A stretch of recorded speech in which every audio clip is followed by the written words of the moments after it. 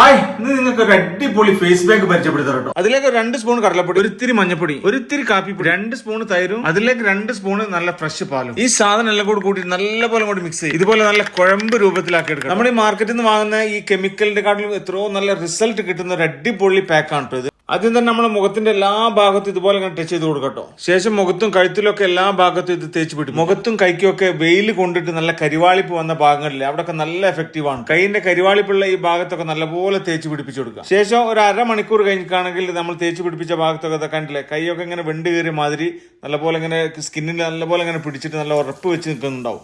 ആ ഭാഗങ്ങളിലൊക്കെ ആദ്യം തന്നെ കയ്യിൽ കുറച്ച് വെള്ളം എടുത്തിട്ട് ഇങ്ങനെ മെല്ലെ മെല്ലെ തൊട്ട് വെച്ച് കൊടുക്കുക. ആദ്യം തന്നെ അങ്ങനെ സ്ക്രബ് ചെയ്യാൻ പാടില്ല. എല്ലാ ഭാഗത്തും വെള്ളം എത്തിച്ചിട്ട് അവിടെയൊക്കെ നല്ല ലൂസാക്കി എടുത്തതിന് ശേഷം നല്ലപോലെ മുഖത്തും കൈമലൊക്കെ നല്ല രീതിയിൽ സ്ക്രബ് ചെയ്ത് കൊടുക്കുക. ഒരു 10 മിനിറ്റ് അതുപോലെ സ്ക്രബ് ചെയ്തിട്ടാണെങ്കിൽ മുഖത്തിന് നല്ലൊരു ഫ്രഷ്നെസ് ഉണ്ടാവും. കണ്ടില്ലേ, നല്ലൊരു മാറ്റമില്ലെന്ന് നോക്കി. ഞാനുണ്ടെങ്കിൽ ഒന്ന് ട്രൈ ചെയ്ത് നോക്കിട്ടോ.